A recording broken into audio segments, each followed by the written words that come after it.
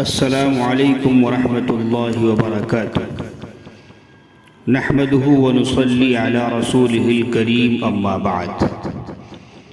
عزیز طلبہ و طالبات اور معزز سامعین، آج 23 نومبر ہے۔ ہم آپ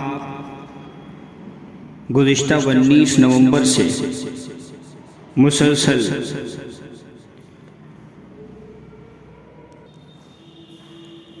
قومی ایکتا ہفتہ منا رہے ہیں، جس کا مقصد وطن عزیز میں بسنے والے مختلف المذاہب اور مختلف تہذیبوں سے وابستہ افراد کو یہ پیغام دینا ہے کہ ہم سب ایک ہیں، متحد ہیں،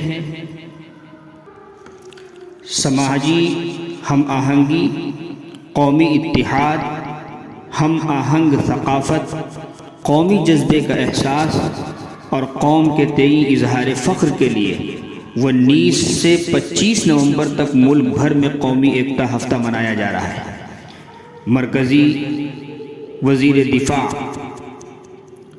مسٹر راجناتھ سنگھ نے مرکز اور ریاستی حکومتوں سے قومی ایکتا ہفتے کو اس طرح منعقد کرنے کے لیے کہا ہے کہ جس سے سماجی ہم آہنگی اور قومی یکجہتی کے پیغام کو ملک اور معاشرے کے ہر حصے تک پہنچایا جا سکے۔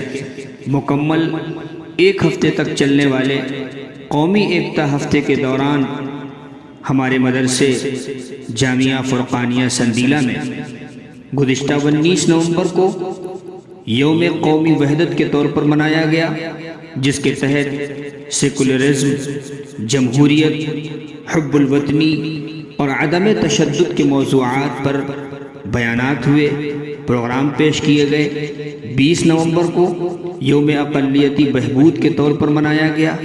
21 نومبر کو یوم لسانی ہم آہنگی کے طور پر منایا گیا، اور اس موقع پر طلبہ میں شعر و شاعری، نعت و نظم اور گیت وغیرہ کے پروگرام کا انعقاد کیا گیا۔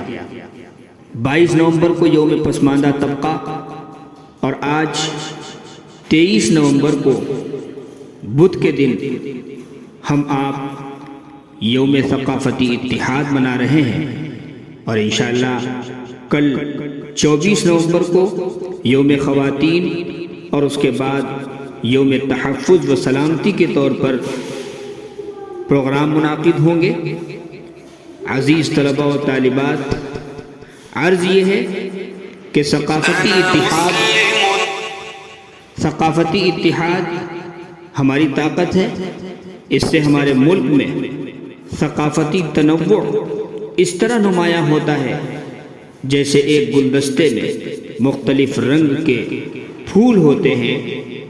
اگرچہ مختلف تہذیبوں والے لوگ، مختلف مذاہب کے ماننے والے لوگ ہمارے اس ملک میں آزاد ہیں، لیکن ملک کے تئیں سب ایک ہیں، ایک لڑی میں پروئے ہوئے ہیں، اور اپنے ملک کو استحکام دینے کے لیے ہم سب تیار ہیں۔ اور یقیناً ہر فرد کو ان پروگرامات میں حصہ لینا چاہیے، ان پروگراموں کو مضبوط بنانا چاہیے۔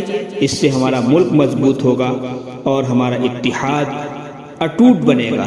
اللہ تعالی ہم سب کو ان پروگراموں میں شرکت کی توفیق عطا فرمائے، اور ہم سب کے دلوں میں ملک کے تئیں حب الوطنی کے بے مثال جذبات پیدا فرمائے۔ وآخر دعوانا الحمد للہ رب العالمین، والسلام علیکم ورحمۃ اللہ وبرکاتہ۔